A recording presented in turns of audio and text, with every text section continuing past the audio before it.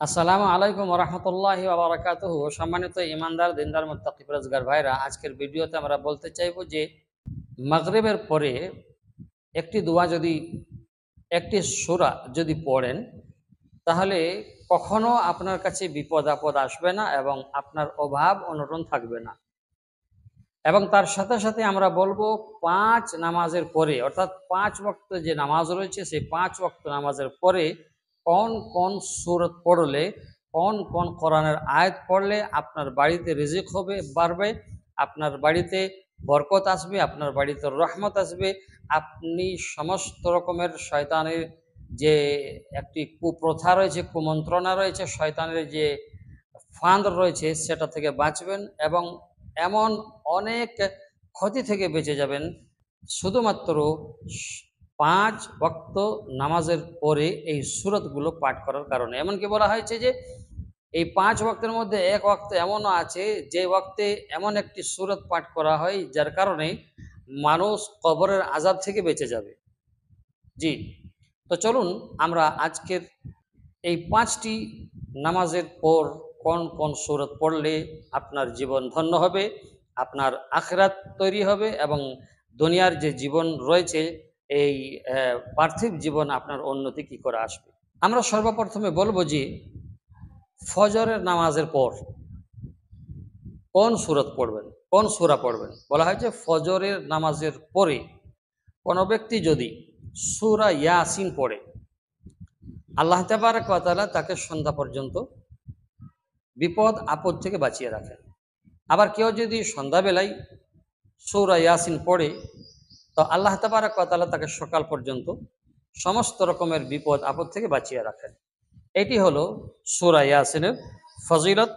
আবার অনেক ফজিলত এমন আছে যেগুলো আজকের ভিডিওতে বাস্তবায়ন করা সম্ভব নয়। তাহলে আমরা বুঝতে পারলাম ফজরের নামাজের পরে আমরা কি পড়ব। ২ নম্বর, জোহরের নামাজ। আমরা জোহরের নামাজে কি পড়ব? বুখারী শরীফের ৪,৪৭৭ নম্বর হাদিসে রয়েছে যে জোহরের পরে রাসূলুল্লাহ সাল্লাল্লাহু আলাইহি ওয়াসাল্লাম সূরা ফাতির পড়তেন। যেহেতু এটা একটা যদিও কমজোর বা জয়ীফ রাওয়ায়েত হয়, তারপরেও কিন্তু আমলের দিক থেকে জয়ীফ রাওয়ায়েত কাজে আসে। তো সূরা ফাতির, সূরা ফাতাহ যাকে বলে, তো নবী আলাইহিস সালাতু ওয়াস সালাম সূরা ফাতাহ পড়তেন।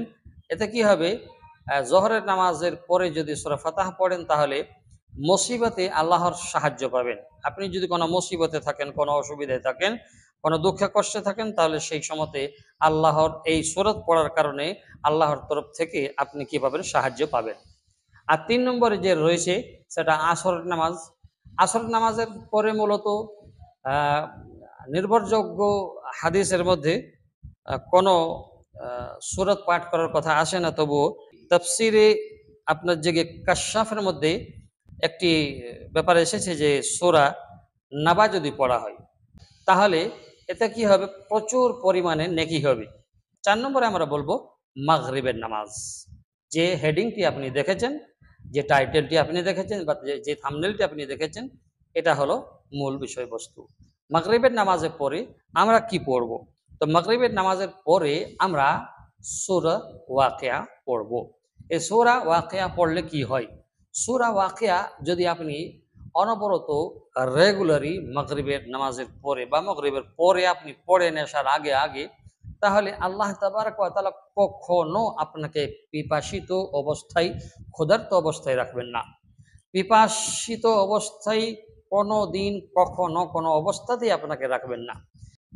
আমরা এবার ৫ নম্বরটা বলবো। ৫ নম্বর হলো ইশার নামাজ। ইশার নামাজের পরে সূরা মুলক, তাবারাকাল্লাযী বিয়াদিহিল মুলক, এই সূরাতটা কেউ যদি পাঠ করে, আল্লাহ তাবারক ওয়া তাআলা তার কবরের আযাব থেকে হেফাজত করবেন। এটা নাসাই শরীফের ১০,৫৪৭ নম্বর হাদিস। আমরা কে বা না চাই না কবরের আযাব থেকে রক্ষা পেতে? আমরা সকলেই চাই যে আমরা কবরের আযাব থেকে রক্ষা পাই।